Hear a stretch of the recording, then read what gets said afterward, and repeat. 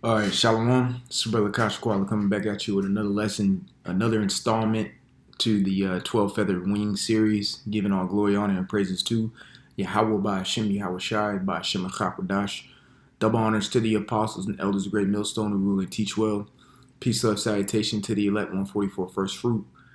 All right, so again, the 12 Feathered Wing series. Here's another installment. Before we go into the second feather, we're going to have to get just a brief information on the second triumvirate. As you can see, I have in one of my tabs here. It's going to give you a better transition into getting into the second feather. All right. So without further ado, let's go ahead and get into it. And then the lesson after this will be about the second feather. All right. So the second triumvirate.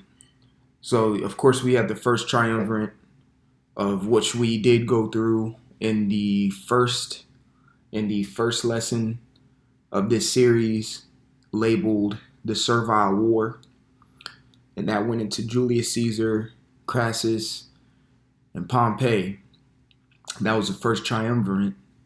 All right, our triumvirate, and that was the first trio of power in the Roman Republic.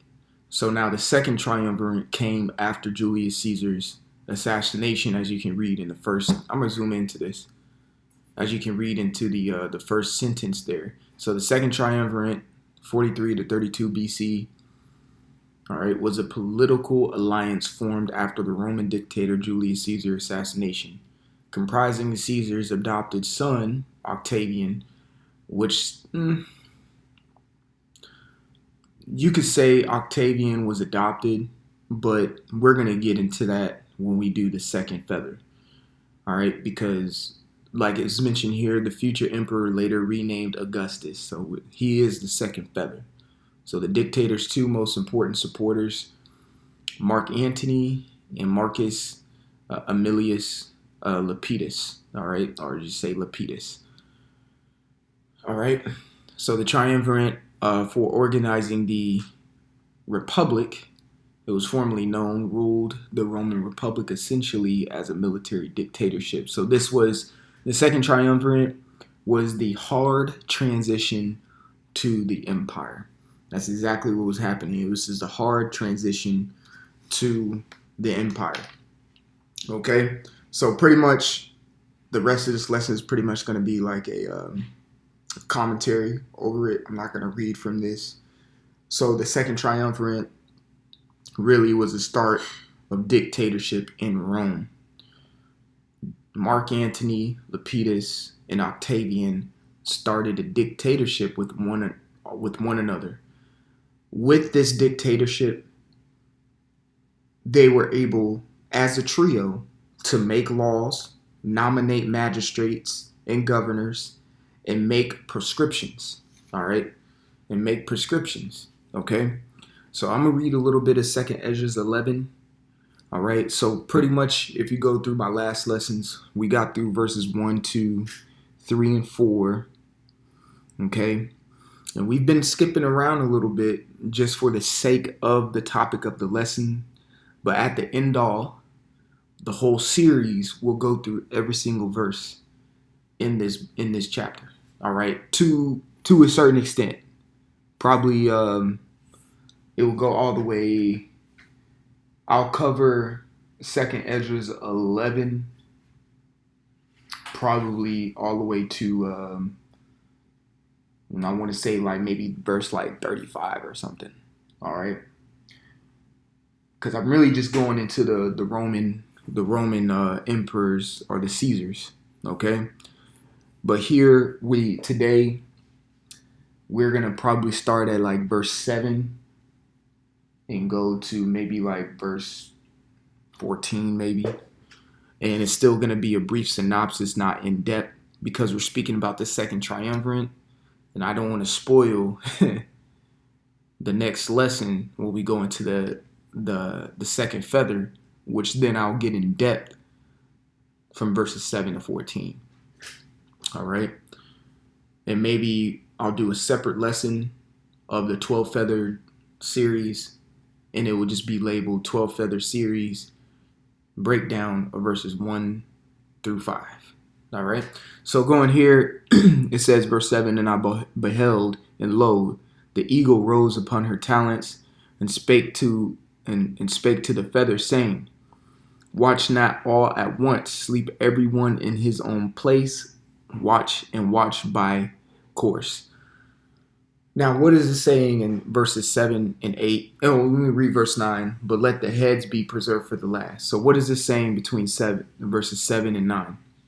So pretty much the eagle that rose is speaking to the upcoming, speaking to the feathers, which are the upcoming Caesars, to stay in their place, and pretty much everyone will rule according to his time. That's what this is saying right here. And that's exactly what happened in history. Everyone will rule according to his time. No one will rule at the same time. There will not be no, kind of like how Israel had it. He's ruling right in Israel. He's ruling in Judah. It's not going to be like that. It's going to be one ruler in his time. And whatever allotted time that you're given is what you're given. And then you out of there and someone else is coming up. So that's what verses 7 through 9 is pretty much saying. Verse 9, but let the heads be preserved for the last, is an indication of, yes, reincarnation. That is an indication of, yes, reincarnation. And I have to say it like that because there's people out there who don't believe in reincarnation. So verse 9 can make you jump all the way back up to verse 4, where it says, but her heads were at rest. Okay, but her heads were at rest. So we have a colon there giving the explanation of that. The head in the midst was greater than the other, yet rested it with the residue. So, but her heads were at rest, meaning they were, they ended up dying, all right. And it said the head in the midst, which we covered in the second feather lesson, was Julius, all right? And he had to be the one who was in the midst, all right? Because it said he was greater. When you look at the first triumvirate, Salakia, when you look at the first triumvirate, who was the greatest in that trio? Julius Caesar. So he was the one in the middle who was the greatest. He may have not had the most money, he may not have the most influence, but he had the greatest ambition to where he can get in a position to make a lot of money and have a high influence. Because after Julius Caesar's death, they labeled him a god in Rome. And hence, I'm going to spoil a little bit. Hence where Augustus, or Octavian, formerly known, or Augustus Caesar, got his nickname, son of a god. All right. So it says the head in the midst was greater than the other, yet rested with the residue, meaning passed on. All right. Died. So let's go back to verse 9. But let the heads be preserved for the last. So verse 4, they're coming back. And we're going to explain that in the later verses to come, in the later videos to do. Verse 10, it says, and I beheld, and lo, the voice went out of their heads, but from the midst of her body. Verse 11, and I numbered her contrary feathers, and behold, there were 8 of them. Now, I'll just go ahead and give, the 8. All right. I'll just go ahead and give the 8 contrary feathers in no particular order. Okay.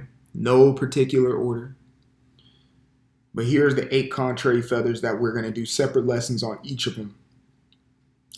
Galba, Otho, Vitellius, Nero, Domitian, Claudius, Vespasian, and Titus.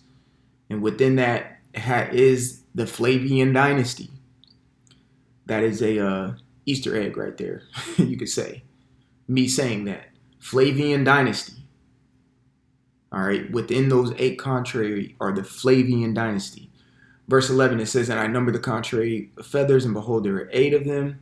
Verse 12, and I looked, and behold, on the right side there arose one feather and reigned over all the earth. And it was that when it rained, the end of it came, and the place thereof appeared no more. So the next following stood up and reigned and had a great time. And it happened, all right, and it happened that when it rained, the end of it came also like the first, so that it appeared no more. So pretty much verses 12 through 14 is talking about Julius Caesar, and also it's talking about Augustus. So verse 12 is Julius Caesar. So it says, and I looked, and behold, on the right side there arose one feather and reigned over all the earth. So who was the first feather? Julius Caesar. We already did a lesson on it, so we understand that verse 12 is speaking about Julius Caesar. Now let's go to verse 13. It says, and so it was when it rained, the end of it came. Who reigned? Julius Caesar. The end of him came. And this is all according to prophecy of what it's saying in verse 8. Watch not all at once, sleep every one in his own place, and watch by course. So he ruled his time, and another came. So he ruled according to his time, and another is coming. So it was when it rained, the end of it came. So that's another indication that the scripts are giving you hints. The scripts are giving you hints on how this is time to rulership. You got to read the words of it. All right. I'm going to read slow. Okay.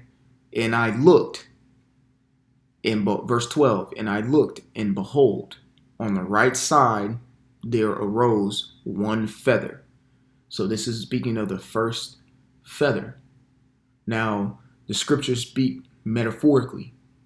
And you got to have someone, because I didn't break this down. I learned from a prudent individuals about how to interpret or understand 2nd Ezra 11.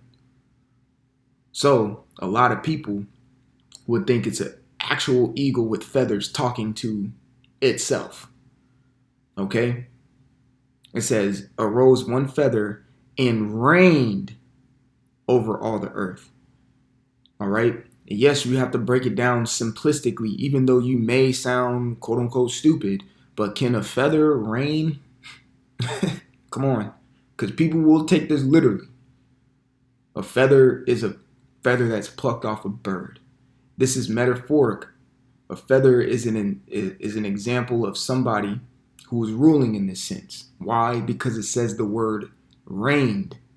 Whenever you see that word reign, that means someone is in power or is in rulership over something. He reigned 10 years in that land. You see what I'm saying? Verse 13, and so it was that when it rained. So when it's using the word reign, that's how you know it's talking about a specific individual. It's talking about somebody. So we have to figure out who that somebody is. Which we got it here. Verse 12 is Julius Caesar.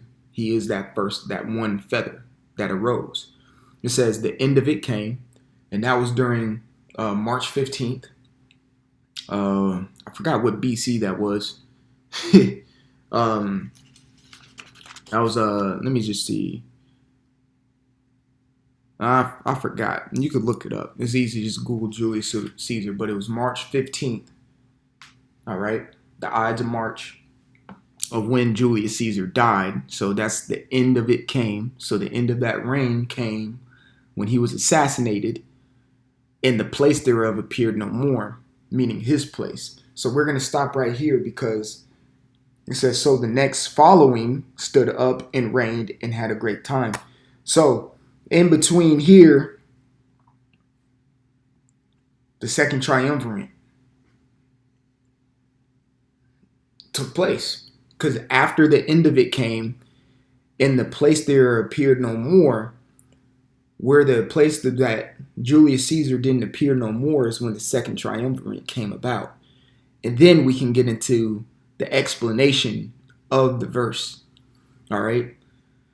There's a lot of history within the scripts.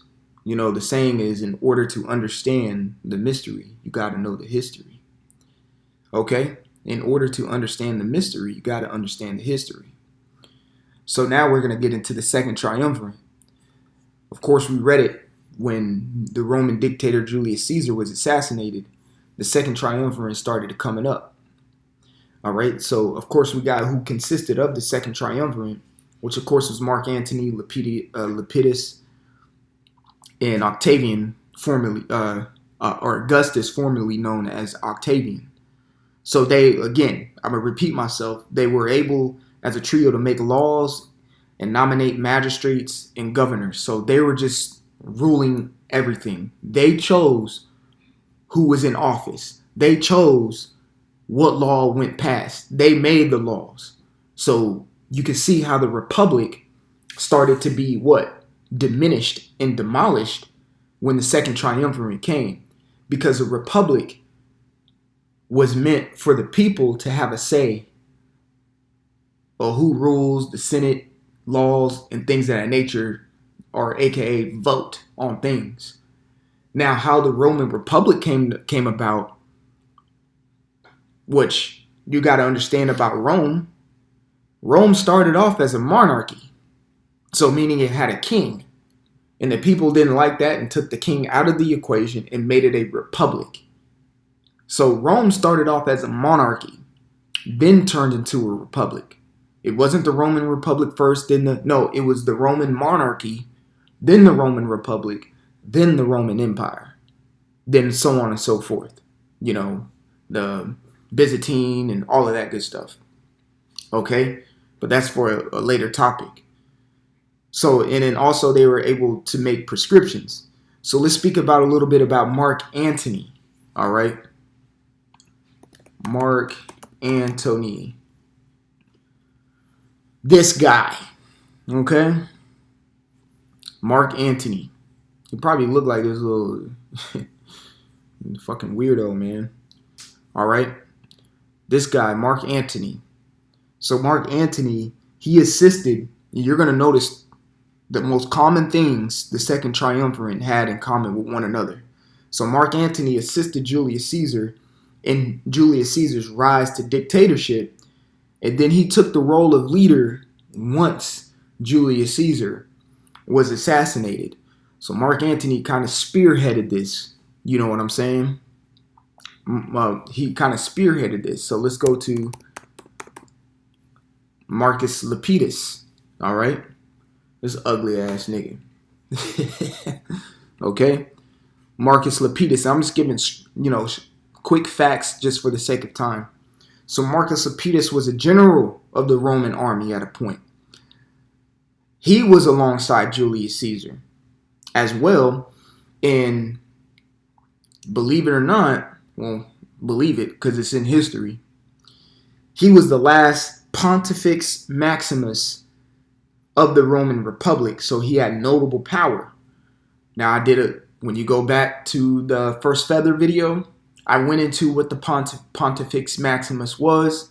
If you don't know that, just go look it up. Okay? Or go watch the last lesson of the first feather. All right?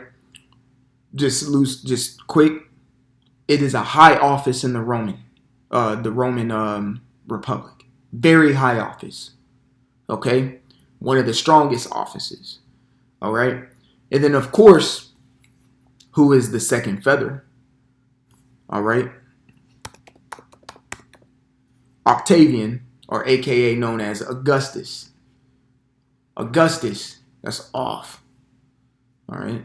So Augustus, this guy, that's how you know Jake is off. Why am I typing in Octavian, Augustus Caesar, and this weirdo pop up? Fucking weirdo. We speaking about Augustus, this guy right here. All right. All right. Augustus Caesar, or Octavian, he was actually, I know here it talks about an adopted son of Julius, but really he was a grandnephew. He was a grandnephew of Julius Caesar. So all three of these individuals what had in common were very close in cahoots with Julius Caesar. So all three of them had the same mindset to avenge Julius Caesar and to take down the Roman Republic and restart with something brand new. All right, and restart with something brand new.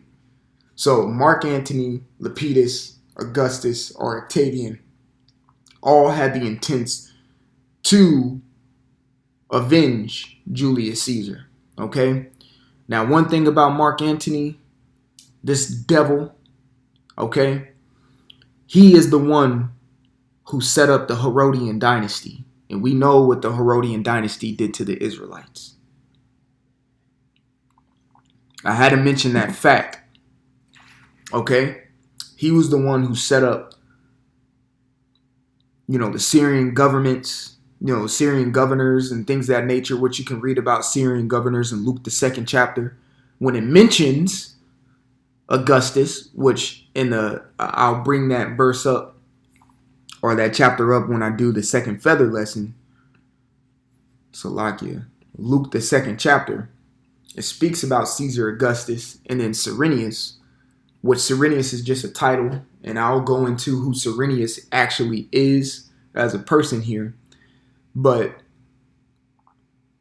Mark Antony was the one who set up the Herodian dynasty. And the Herodian dynasty, when you read Matthew, the 2nd chapter, 1st and 2nd chapter, was a dynasty that wreaked havoc on the Israelites, So that's just a little information about the Second Triumvirate. I had to just do that really quickly just to, get them in there so we understand a clear transition until when we get into the second feather. So Lord willing, that was, good foundational information to get you started with reading, and understanding the Second Triumvirate and the 12 feathers. I want to give all glory, honor, and praises to Yahweh Ba'ashim Yahweh Shai Ba'ashim HaKakodash. Double honors to the apostles and the elders of Great Millstone who rule and teach well. Peace, love, salutation to the elect 144 first fruit, Brother Kashqual, until the next time. In the next lesson, I want to say shalom and repent for Yahweh Shai is coming back sooner than what me and you believed. Shalom.